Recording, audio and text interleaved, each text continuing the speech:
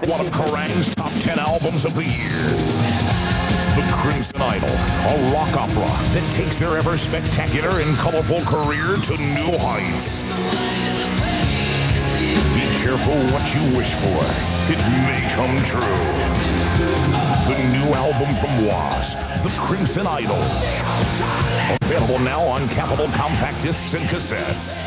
Down here at the Iron Maiden album launch party in London, none other than Blackie Lawless of Wasp. Hi Blackie, you having a good time? Yeah, I can't complain. Now you've got a new album coming out, The Crimson Idol, which is a concept album. Very briefly, could you tell us a little bit about the concept? Well, it's a story about a boy named Jonathan Steele, who is the central character to the story. And he basically has a really, really terrible home life. He's a victim of child abuse, both physical and mental. And he runs away from home, he discovers music, and he ends up being one of the biggest things the world's ever seen. And he discovers that it's not everything it's cracked up to be, and the moral of the story is be careful what you wish for, it may come true. Absolutely. Now, why did it take you such a long time to come back with this album? Because I'm really, really slow. You'd have to understand the nuts and bolts of what goes into something like that. It just takes a really, really long time. And besides, I didn't have a band really to do it with. And like in a traditional record, you have, you know, a running order. You decide later. With this, a running order is written in stone. So basically, you put one block after the other. Okay, well, thanks very much for talking to us at the Iron Maiden party. No doubt Headbangers Ball in America and Europe will be catching up with you again very soon. But for now, this is all we've got time for, and I'm going to hand you back to Ricky at the studio.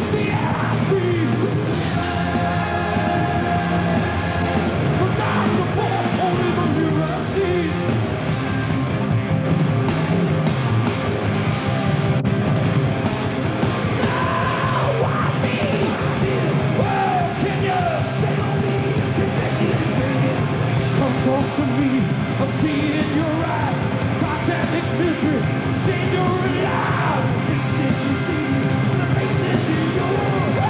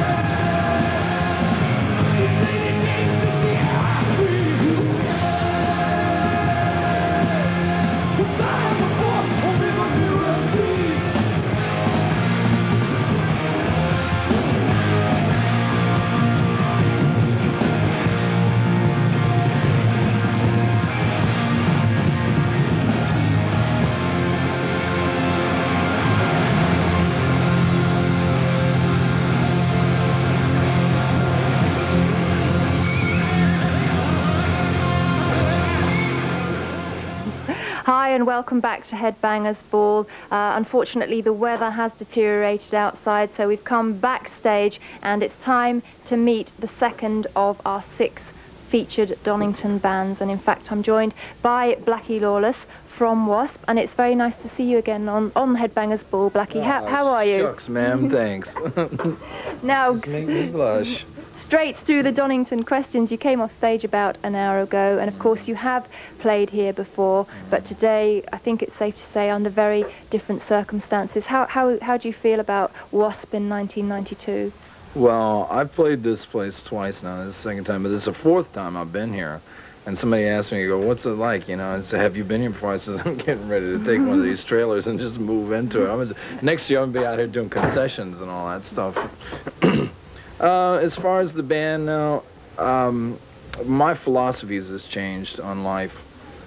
I mean, I've really changed a lot.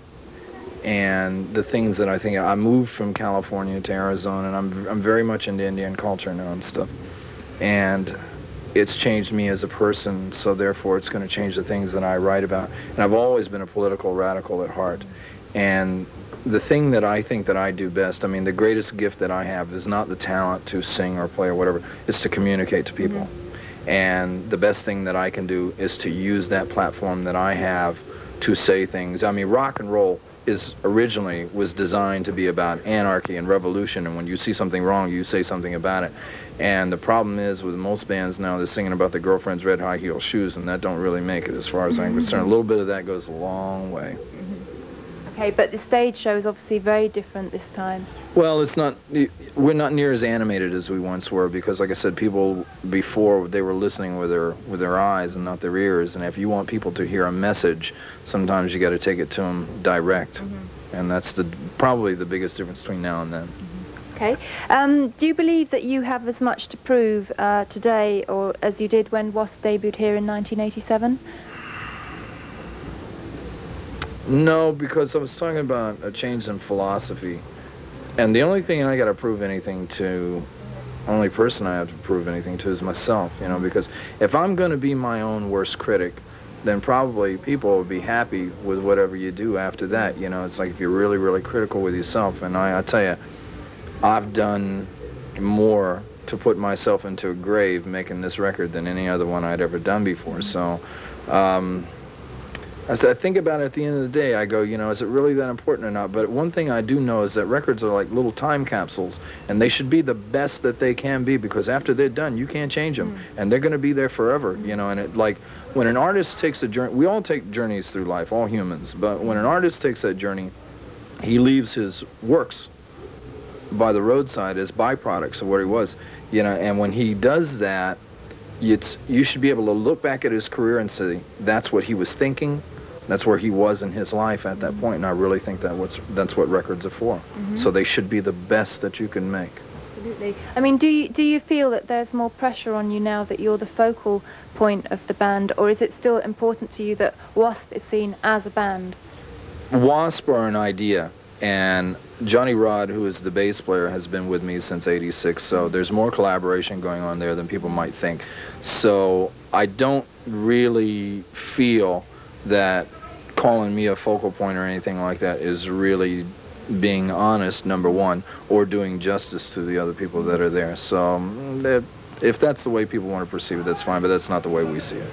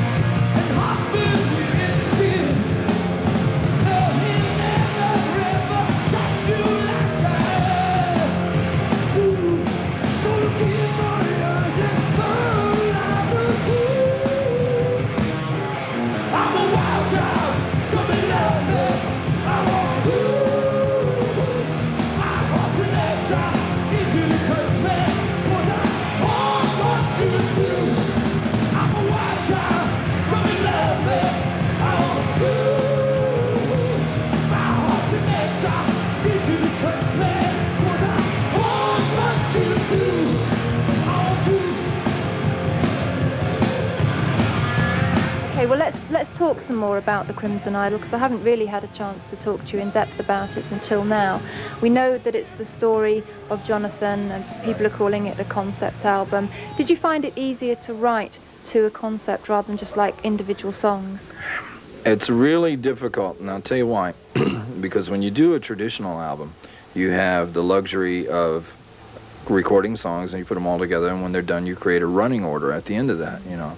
And if you don't like that running order, you can change it. One of the things that I quickly learned was that when you do something like this, you write the story first, and then you've got music on the side, but you can't really put the music in because you don't know where it's going to go yet. Because the one thing I'm thinking in the back of my mind is, remember the flow. Remember the flow. It's got to, the running order's got to be right, because when you get done, you put all the elements together. If the flow is not right or the running order is not right, you got to tear it down and start all over again. And after 2 years of building that wall, no thank you. I had no desire to do that. So I said, okay, this has got to be done methodically. Doing a record like this is compared to a regular album. A regular album is a day at the beach compared to this. This took a lot out of me. And I wrote Pete Townsend a letter the other day because I told him before I started this album what I wanted to do and what the story was about and all that, and he pretty much patted me on the back and said, yeah, I think it's a good idea. But one thing I did not know was that when it was over, how it was going to change me. And when you live with a character, see, there's 9 characters in the story of the Crimson Idol, and you don't just put a name on somebody and expect them to be real. You got to give them all a heart and soul and a mind and a personality and everything. I mean, to me, they were very real. And when you see the pain that someone goes through in a story like this, it'll put you through changes as well. So the letter that I wrote to him the other day, I says, obviously you have been through this before, but I had not. I said, this took me on a journey, a very bizarre journey, one that I'm not sure that I want to repeat again because of what it did to me. It's like I said, when you deal with a depressing subject day in and day out, and that boy became as real to me as you're sitting here in front of me now, it'll do